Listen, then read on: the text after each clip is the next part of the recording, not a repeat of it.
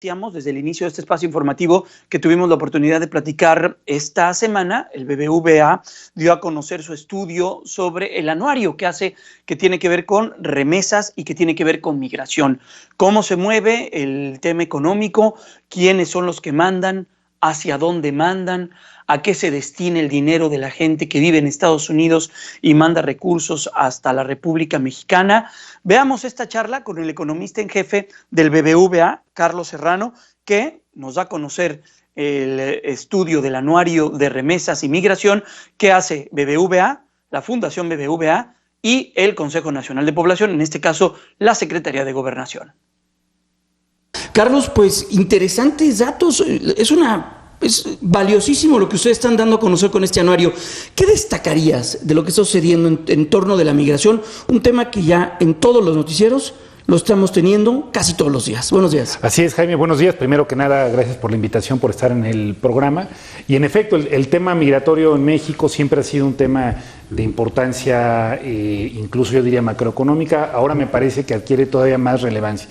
Siempre ha sido un tema de importancia, Jaime, primero pues por los flujos migratorios importantes que vemos de mexicanos hacia Estados Unidos y también por la importancia que tienen las remesas que envían nuestros compatriotas hacia nuestro país. Encima de eso, pues vimos que este año el tema migratorio cobró una relevancia adicional por las amenazas que hizo la administración Trump hacia México en el sentido de tener flujos migratorios desde Centroamérica y que eso podría incluso resultar en un tema de mayores aranceles. Por lo tanto, pues nos parece fundamental estudiar este tema y por eso, como en años pasados, este ya es el 7º año, Jaime, lo que nosotros hacemos aquí en este anuario de migración y remesas que hacemos conjuntamente, como bien señalabas, con CONAPO y con la Fundación BBVA, es poner a disposición de autoridades, de académicos, de medios, de empresarios, este anuario que lo que tiene son datos, cifras y análisis en temas torales de migración y de remesas que puedan informar el tema, que puedan permitir una mejor toma de decisiones, que puedan permitir un mejor análisis sobre el tema. Carlos, 12 algunos millones más de mexicanos en Estados Unidos. De ese 12.5, 5.3 sin papeles.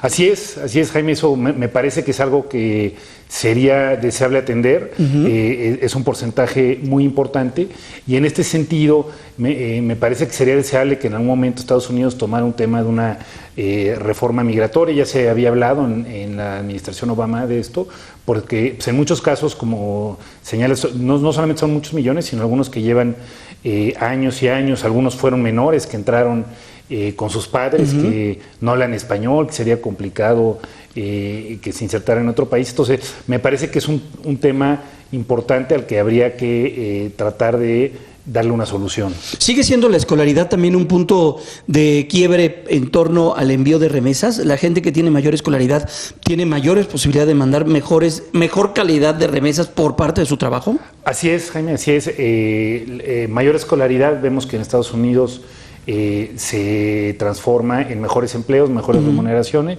y esto a su vez en mejores remesas. Entonces nos parece también importante trabajar en este tema. Es un tema que la Fundación BBVA ha venido trabajando hace muchos años, es el tema central al que se dedica la Fundación.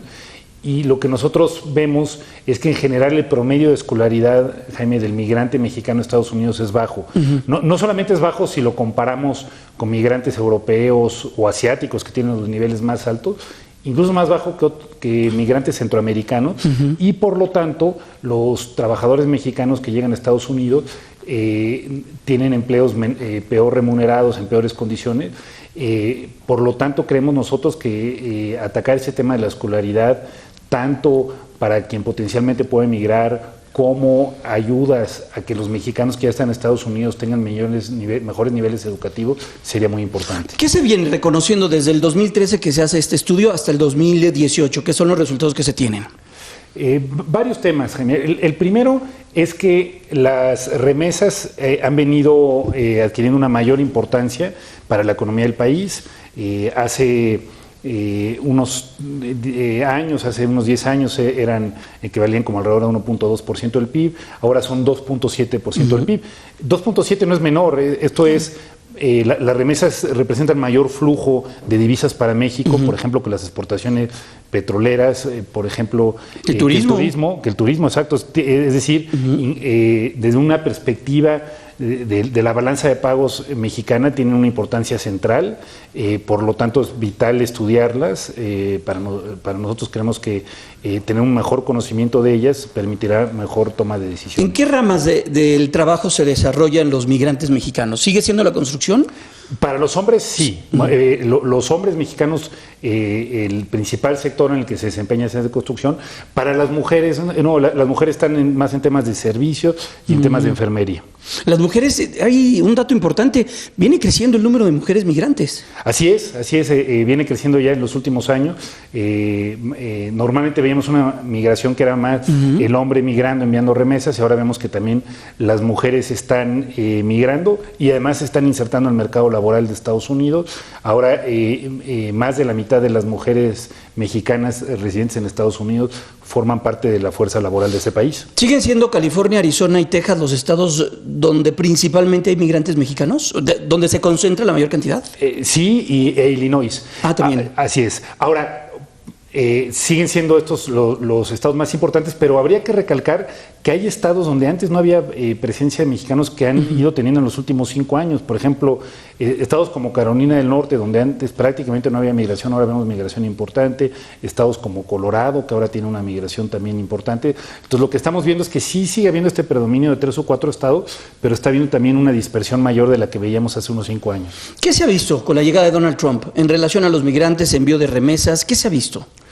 ¿Qué ha cambiado en este año? Es curioso, Jaime, porque desde luego que la retórica ha cambiado y hemos visto una retórica de mayor amenaza, mayores amenazas de deportación, las amenazas del muro, etcétera.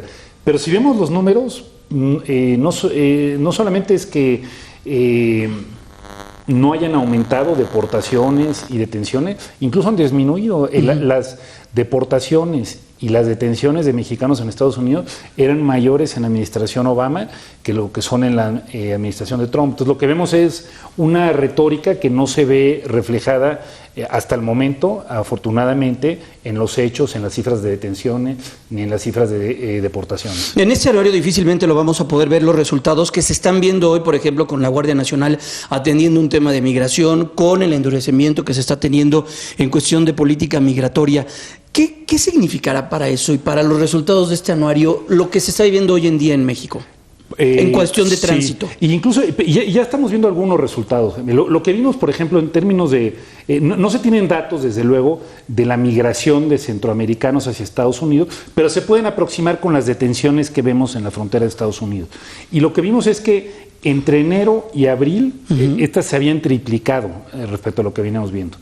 Después de esto vino entonces la amenaza arancelaria del señor Trump, y posteriormente un acuerdo que se llegó el 7 de junio entre la Administración de México y la de Estados Unidos, y desde entonces ya hemos visto una caída notable. De hecho, ya estamos en cifras similares a las que veíamos a principios de año. Es decir, lo que vimos es enero-abril un aumento muy significativo, y de junio a la fecha una disminución también muy significativa.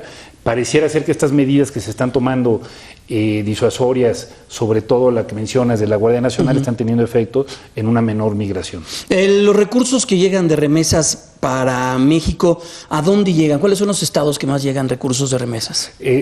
¿Cómo no?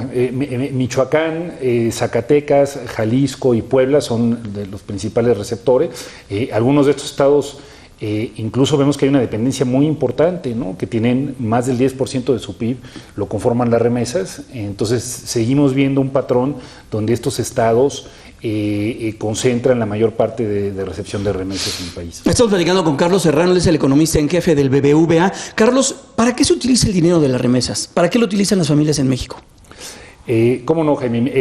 Esto lo podemos aproximar con encuestas. Lo que vamos a hacer, se utiliza para consumo, pero también cada vez más vemos motivos para un negocio, de emprendeduría. ¿Sí? Exactamente. Se empiezan a utilizar para montar negocio o para adquisición de bienes inmuebles.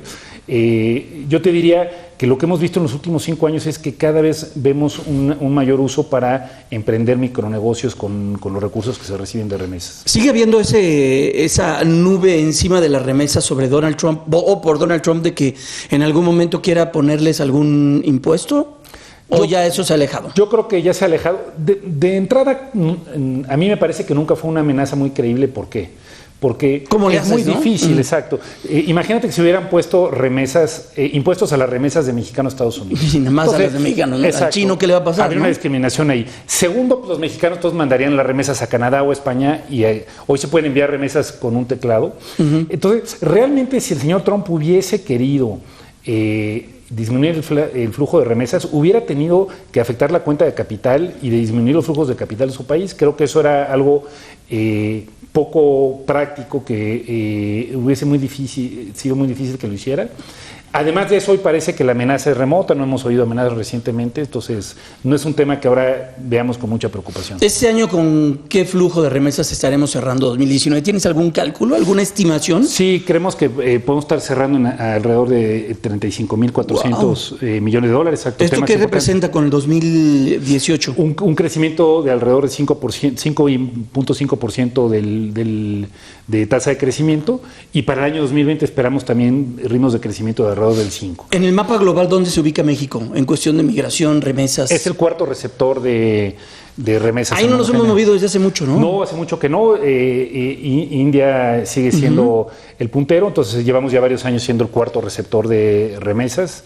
Digamos que tenemos es un papel muy importante, ¿no? Como ya decíamos, tiene una importancia incluso macroeconómica, ¿no? Oye, y por último, el presidente de la República pues ha mencionado, Andrés Manuel López Obrador, el tema de las remesas, lo ve también como un punto positivo. ¿Cómo se debe de ver el mundo de las remesas y lo que está sucediendo en el mundo con las remesas, como ese pivote económico que si no lo tuviera esta economía, pues quién sabe de qué estaríamos hablando, Carlos? Así es, como ya lo decíamos, pues 2.7% del PIB es un flujo importante de divisas que incluso podría llegar a representar temas de desequilibrios en la balanza de pagos si se llegaran a cortar. Nosotros en general lo vemos como un tema positivo en México y en el mundo. Nosotros creemos que los flujos laborales tienen ventajas para los países receptores y también desde luego para los países de los que salen los migrantes. Los países receptores en muchos casos son países con poblaciones en edad más avanzada que se benefician de una fuerza de trabajo más joven. Los países de donde salen los migrantes suelen tener problemas de empleo más precario. Entonces nos parece a nosotros que un mundo donde desde luego cuidando las regulaciones, desde luego cuidando que no existan problemas de seguridad, de terrorismo, un mundo con más migración laboral es un mundo donde habrá mayor eficiencia económica. Pues Carlos Serrano, un privilegio siempre poder platicar contigo. El privilegio es mío, Jaime, muchas gracias. Gracias. Es Carlos Serrano, economista en jefe de BBVA. Continuamos con mucho más aquí en Grupo Fórmula.